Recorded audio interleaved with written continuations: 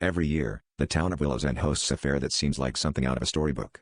In the daytime, it's a joyful explosion of color, laughter, and the smell of cotton candy. But as the sun dips below the horizon, the atmosphere shifts. The laughter becomes more frantic, the lights too bright, almost sinister. I noticed this change the first time I attended, but I shrugged it off as my imagination playing tricks on me. That is until the mayor himself approached me on the second night, his eyes glinting with a secretive fervor. He told me that as the newest resident, I had been chosen for a special role in the fair's closing ceremony. My heart sank, a cold dread settling in my stomach. Acting nonchalant, I asked around about the ceremony. The townsfolk either changed the subject or gave me vague responses, their eyes darting away nervously. I couldn't shake the feeling that something was terribly wrong. On the third night, I was led to a secluded part of the fairgrounds, where a group of townspeople stood in silent anticipation. The air was thick with tension, and the shadows seemed to reach out, clawing at the edges of the flickering lantern light. The mayor handed me a worn, leather-bound book, its pages filled with strange symbols and incantations. He instructed me to read aloud from it at the stroke of midnight.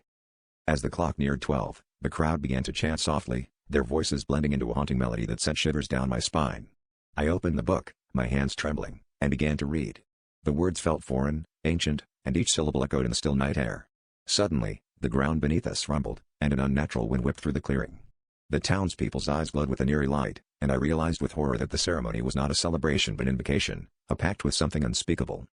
In the end, the truth was more terrifying than I could have imagined. The fair was a front, a distraction from the town's dark secret. Each year, they summoned an entity that fed on fear and despair, and I had unwittingly become its vessel. As the final words left my lips, I felt it take hold of me, a cold, malevolent presence that promised to never let go. The townspeople watched, their expressions a mix of guilt and resignation, knowing they had secured another year of peace at the cost of my soul.